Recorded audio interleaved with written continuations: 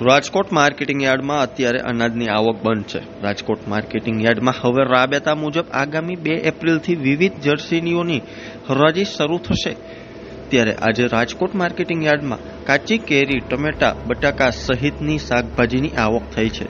અત્યારે જાણીએ રાજકોટ માર્કેટિંગ યાર્ડમાં શાકભાજીની કેટલી આવક થઈ છે.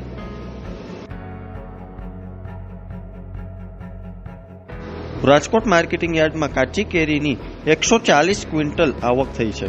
યાર્ડમાં આજે કાચી કેરીની શરૂઆત હોવાથી કાચી કેરીના ખેડૂતોને સારા ભાવ મળી રહ્યા છે. આજે 1 મણ કાચી કેરીના ખેડૂતોને 500 થી 800 રૂપિયા ભાવ મળ્યા હતા.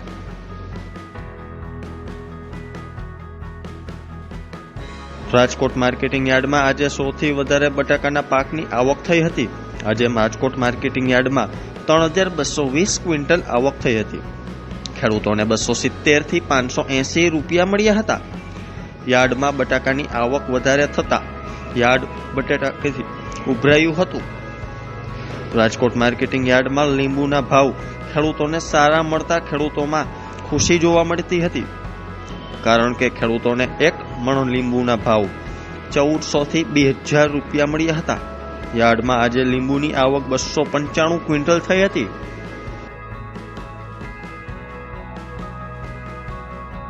રાજકોટ માર્કેટિંગ યાર્ડમાં ટમેટાની આવક 1295 ક્વિન્ટલ આવક થઈ હતી. ટમેટાના ભાવ 100 થી 250 રૂપિયા 1 મણના બોલાયા હતા.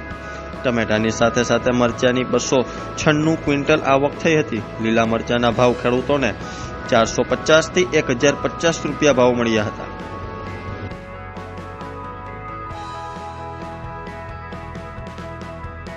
રાજકોટ માર્કેટિંગ યાર્ડમાં સૂકી ડુંગળીના ખેડૂતોને 110 થી 335 રૂપિયા મળ્યા હતા.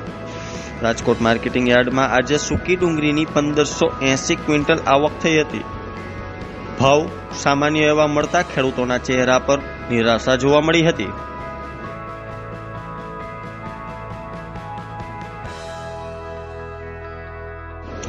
રાજકોટ માર્કેટિંગ યાર્ડમાં મુખ્ય માર્કેટિંગ યાર્ડમાં કામ કરતા કમિશન એજન્ટ વેપારીઓ તરફથી વર્ષ 2023-24ના વાર્ષિક હિસાબો પૂરા કરવા માટે રાજકોટ માર્કેટિંગ યાર્ડમાં ખરીદી અને વેચાણનું કામકાજ બંધ રાખવાનો નિર્ણય કરવામાં આવ્યો હતો.